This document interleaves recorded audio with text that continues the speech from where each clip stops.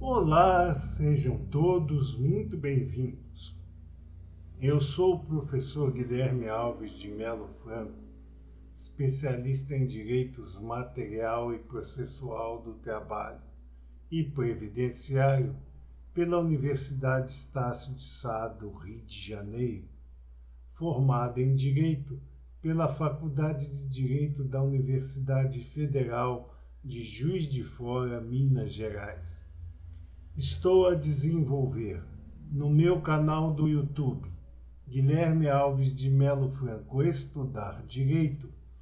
um curso gratuito sobre os direitos material e processual do trabalho, que tem por objetivo o estudo da consolidação das leis do trabalho, artigo por artigo, e como livro base, os meus comentários à reforma trabalhista, Lei 13.467, de 13 de julho de 2017, lançados pela editora Juruá de Curitiba, no Paraná, no ano de 2021.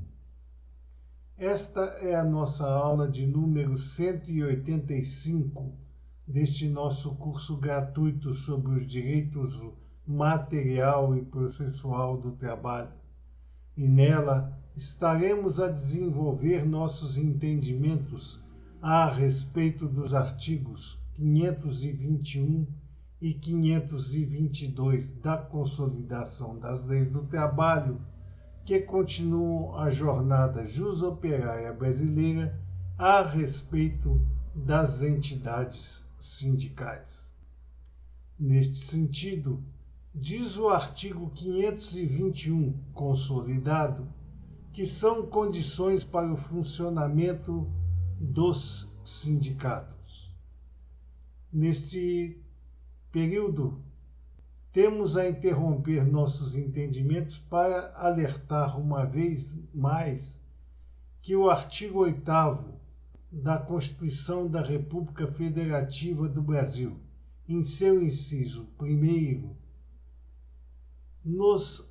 adverte que o Estado não pode interferir na vida própria dos entes sindicais. Portanto, como temos visto nessas nossas aulas com certa constância, não há como mais se aplicar os artigos seletistas a respeito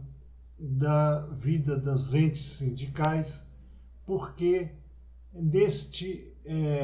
diapasão é que há evidente interferência do Estado na vida própria das entidades de classe pelos artigos incertos na consolidação das leis do trabalho que dizem respeito à vida dos mesmos. Portanto, apesar de não haver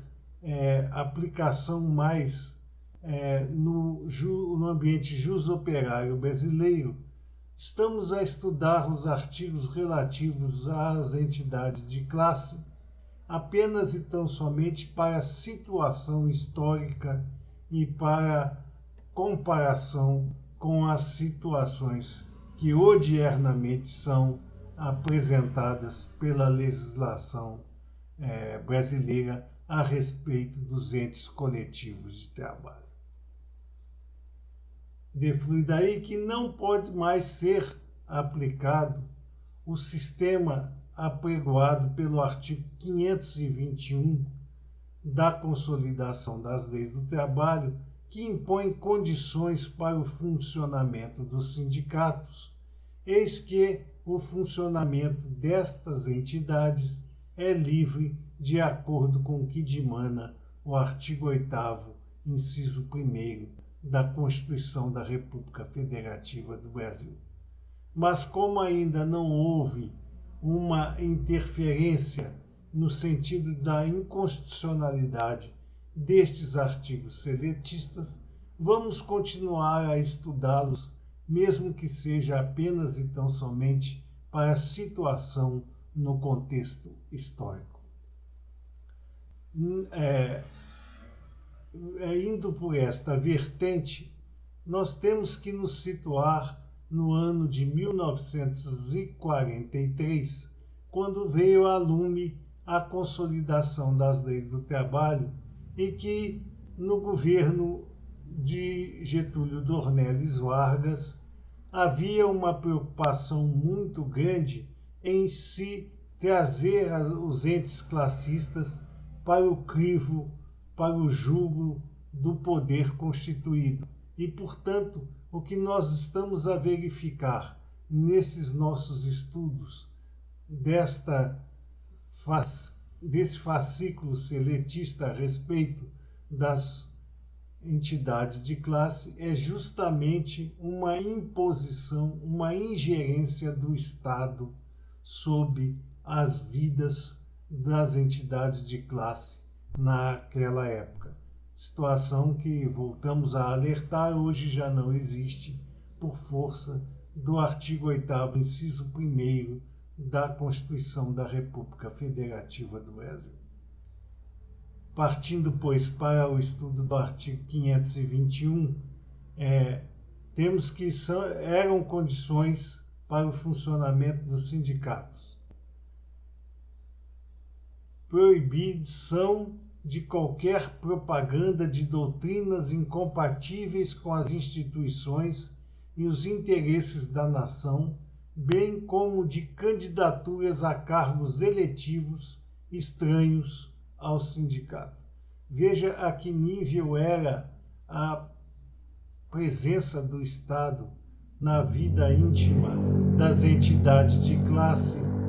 porque o Estado se preocupou em proibir de qualquer maneira a propaganda de doutrinas incompatíveis com as instituições e os interesses da nação. Se formos nos apregoar ao momento histórico em que esse artigo veio a lume, com a edição da consolidação das leis do trabalho, teremos em mente a extrema preocupação do Estado com a dita doutrina comunista, que estava, segundo eles, implantada dentro das instituições sindicais e, portanto, tinha que ser controlada porque seria alheia aos interesses da nação e incompatíveis com as instituições legalmente estabelecidas. Daí essa preocupação de proibir qualquer propaganda de doutrinas incompatíveis com as instituições e os interesses da nação pelos entes sindicais. Bem também a preocupação de que essas doutrinas extrapolassem os limites das paredes sindicais e alcançassem as ruas de forma ampla, com a candidatura de membros sindicais que eram partidários destas doutrinas a cargos eletivos estranhos ao sindicato, ou seja, cargos de vereadores, deputados, senadores, prefeitos, eram proibidos para aqueles que eram portadores de cargo de direção dos entes sindicais. Portanto, não poderia haver candidaturas destas pessoas a cargos eletivos estranhos ao sindicato. Nos diz ainda o artigo 521 seletista que era condição para o funcionamento dos sindicatos a proibição do exercício de cargo eletivo cumulativamente com de emprego remunerado pelo sindicato ou por ente sindical de grau superior. Portanto, o exercício de cargo eletivo não era compatível com o de emprego remunerado pelo sindicato ou por entidade sindical de grau superior. O que queria a posição do governo constituído com esse axioma incerto neste artigo 521 da Consolidação das Leis do Trabalho. Tentar inibir a presença dos trabalhadores nos entes sindicais dentro das diretorias constituídas com relação à continuidade dos seus exercícios de emprego remunerado pelo sindicato ou por entidade sindical de grau superior, para que ele pudesse exercer ao mesmo tempo o cargo eletivo e o cargo de emprego remunerado pelo sindicato ou por entidade sindical de grau superior, impedindo grande parte das candidaturas que eram apresentadas à época para a direção dos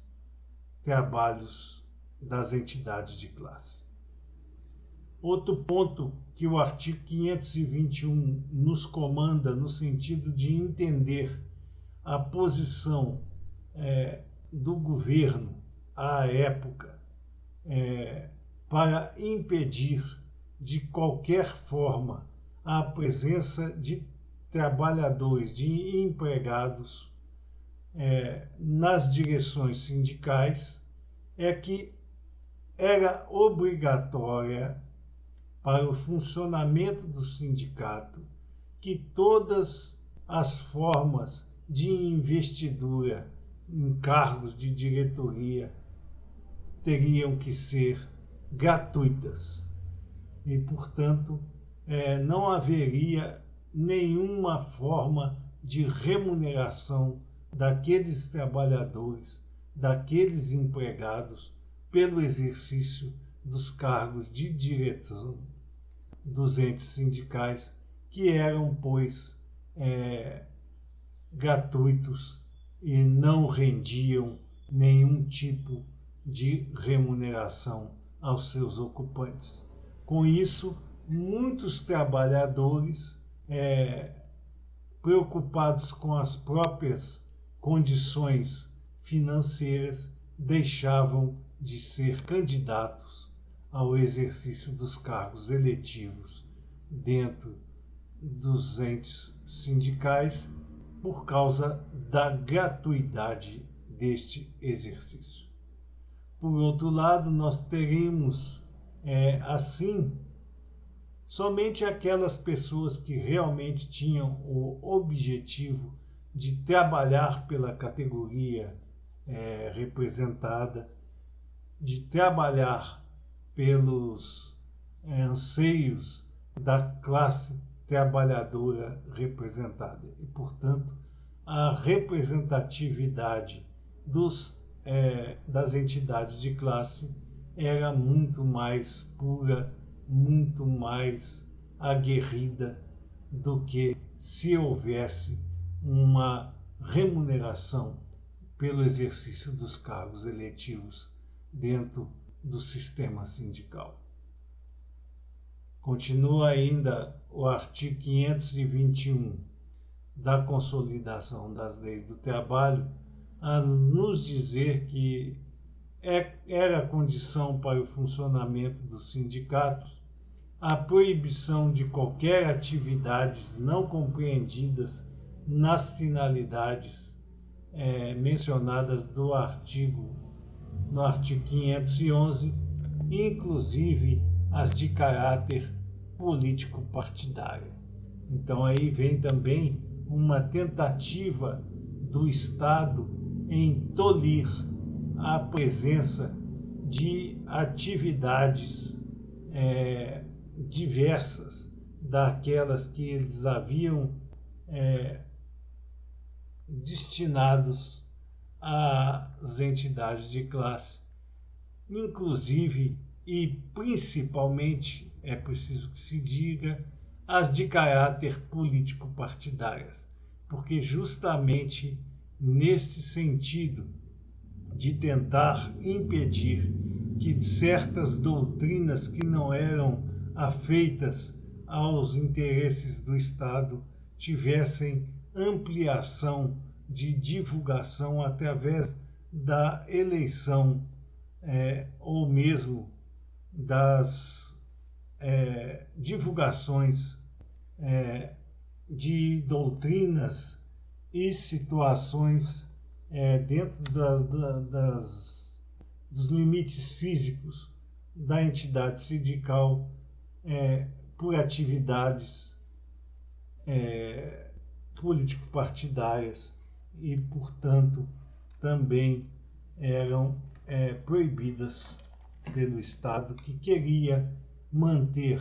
pelo menos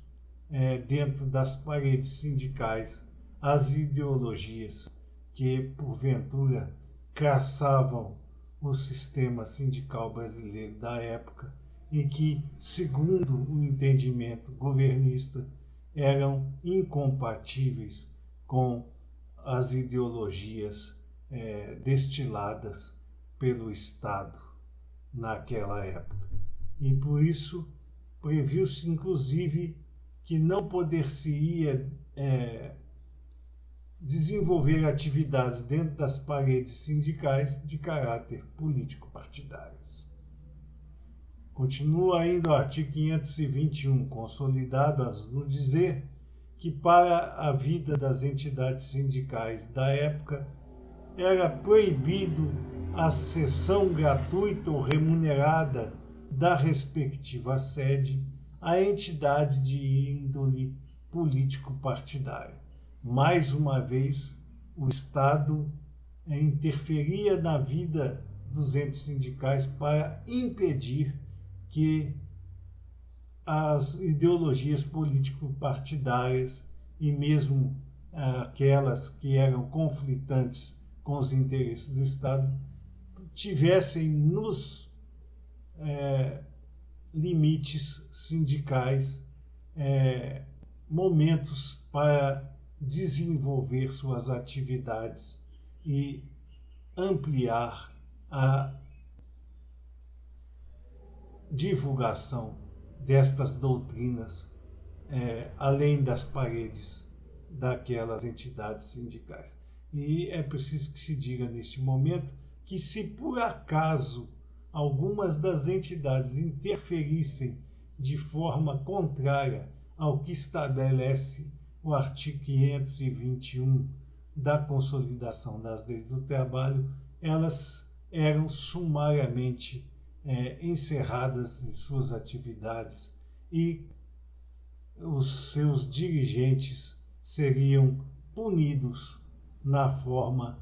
usual da época. Ainda nos afiança o artigo 521 da Consolidação das Leis do Trabalho, que quando para o exercício do mandato tiveram associado de sindicato de empregados, de trabalhadores autônomos ou de profissionais liberais, de se afastar do seu trabalho, poderá ser-lhe habilitada pela Assembleia Geral uma gratificação nunca excedente da importância de sua remuneração na profissão respectiva.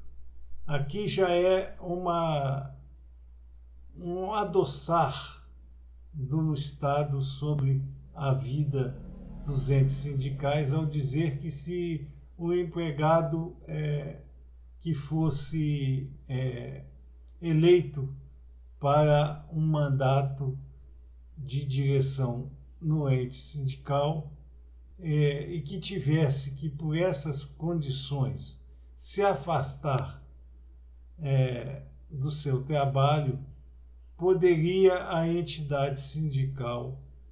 através de uma determinação oriunda da Assembleia Geral, apresentar ao mesmo uma gratificação que não seria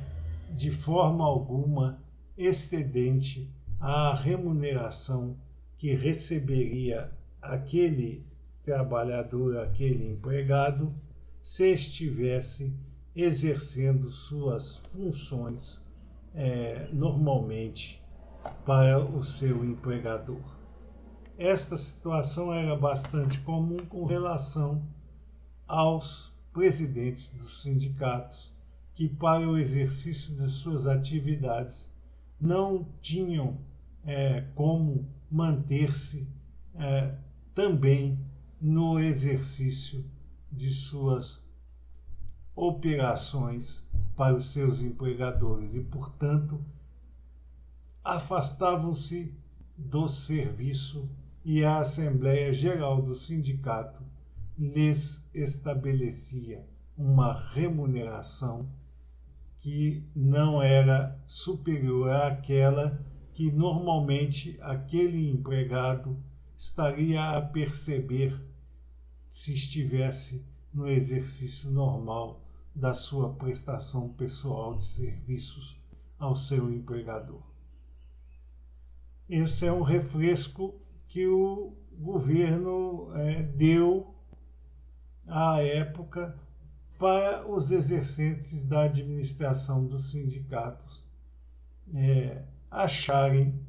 que eram bem acolhidos pelo poder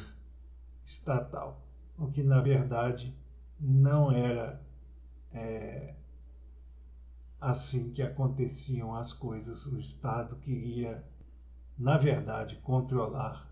toda a vida administrativa das entidades de classe. Nos diz o artigo 522, consolidado, que a administração dos sindicatos será exercida por uma diretoria constituída no máximo de 7 e no mínimo de 3 membros, e de um conselho fiscal composto de 3 membros, eleitos esses órgãos pela Assembleia Geral. O Estado, nesta situação, tentou prevenir um estado de coisas que hoje é muito comum, já que,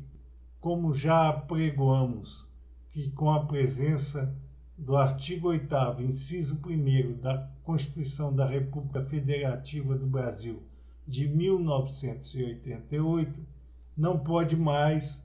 o poder público interferir na vida dos entes sindicais e, portanto, o artigo 522, que limita a composição da diretoria e do Conselho Fiscal, não tem mais aplicação no cenário jusoperário brasileiro e, portanto, hoje há uma liberdade na administração dos sindicatos pelas diretorias constituídas, seja de que número for a previsão estatutária daquele ente sindical a respeito da composição das suas diretorias, que não são mais no máximo de 7, no mínimo de 3 membros, e sim de acordo com aquelas classificações que os estatutos da sociedade sindical venha a formular com relação à quantidade de membros que irão compor a administração dos sindicatos. A mesma situação se levanta com relação ao Conselho Fiscal, que não mais necessita ser composto de 3 membros e poderão ser apresentados em números de membros superiores aos 3 ou até mesmo inferiores, de acordo com os estatutos sindicais. É bem verdade que, com relação ao Conselho Fiscal, é usual que as entidades de classe procedam à presença de 3 membros, sendo que nesta situação Um número ímpar é para que não haja empate nas decisões desse conselho com relação às finanças sindicais. E com relação à diretoria, o número de diretores será aquele estabelecido pelo Estatuto da entidade de classe. Diz ainda o artigo 522 que a diretoria elegerá dentre seus membros o presidente do sindicato. Atualmente, o que se tem notícia com relação à vida de muitas entidades de classe é que a chapa concorrente já traz em si a nomenclatura de cada um dos participantes da mesma e seus respectivos cargos a serem exercidos. Por isso, o presidente, normalmente, na vida odierna dos sindicatos, já é eleito pela categoria para o exercício daquele cargo máximo da administração sindical. Mas, de acordo com os estatutos sindicais, a diretoria poderá ainda eleger dentre os seus membros o presidente do sindicato, se assim estiver estabelecido no estatuto da entidade. Mas a aplicação do artigo 522 da Consolidação das Leis do Trabalho, repetimos, está revogada pelo artigo 8º, inciso 1º da Constituição da República Federativa do Brasil. Portanto, vale nestes casos também o que está impresso no Estatuto da entidade de classe. Diz ainda o artigo 522 consolidado que a competência do Conselho Fiscal é limitada à fiscalização da gestão financeira do sindicato. Esta é outra situação em que a ingerência do Estado previu isolar o Conselho Fiscal e não dar ao mesmo as mesmas atribuições administrativas dos demais membros da diretoria, fazendo com que a sua competência se limitasse à fiscalização da gestão financeira do sindicato, o que hoje é usual, embora não aplicável, como estamos a entender o artigo 522 da Consolidação das Leis do Trabalho. Normalmente a competência do Conselho Fiscal das entidades de classe limita-se à fiscalização da gestão financeira do sindicato, inclusive em aprovar as contas da diretoria constituída. Ainda nos afiança o artigo 522 consolidado, que constituirá atribuição exclusiva da diretoria e dos delegados sindicais, a que se refere o artigo 523, que estaremos a estudar nas nossas próximas aulas, a representação e a defesa dos interesses da entidade perante os poderes públicos e as empresas,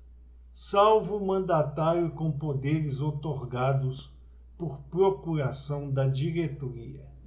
Então, a atribuição de representação da entidade sindical perante os poderes públicos e as empresas pertence à diretoria de forma exclusiva,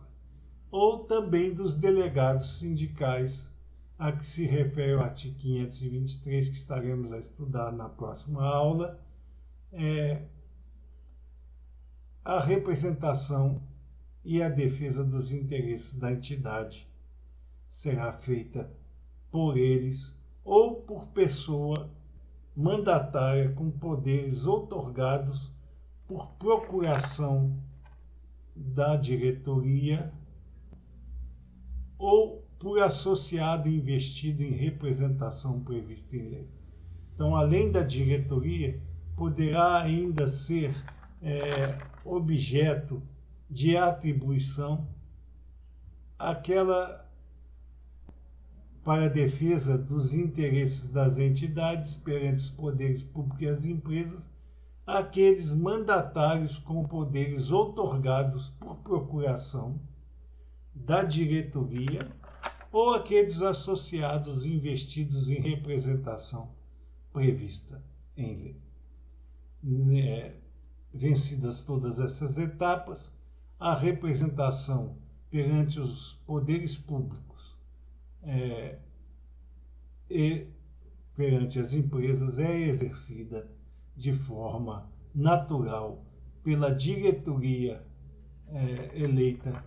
para a entidade de classe. Todavia, ainda poderá ser exercida essa representação por aqueles indivíduos que forem conduzidos a serem delegados sindicais ou aquelas pessoas portadoras de procuração da diretoria para este fim, ou ainda os associados investidos em representação, desde que essa representação seja prevista em lei. Por fim, reforçamos ainda a situação de que todas estas normas impressas no corpus da consolidação das leis do trabalho relativas à vida das entidades de classe estão tacitamente revogadas pelo artigo 8º, inciso 1º da Constituição da República Federativa do Brasil, que impede a ingerência do poder público sobre a vida das entidades sindicais. Estas eram as considerações que gostaríamos de fazer a vocês nesta nossa aula de número 185 deste nosso curso gratuito sobre os direitos material e processual do trabalho. E aproveitamos a oportunidade para agradecer a todos vocês pela presença nessas nossas aulas e solicitar ainda uma vez mais àqueles que não fizeram que se inscrevam no nosso canal e deixem seus likes nas nossas aulas, porque é através destas duas situações de fácil assunção que vocês estarão a nos auxiliar no sentido de manter íntegro este nosso curso gratuito sobre os direitos material e processual do trabalho e poder desenvolver a distribuição do conhecimento aqui regimentado ao maior número de pessoas possível.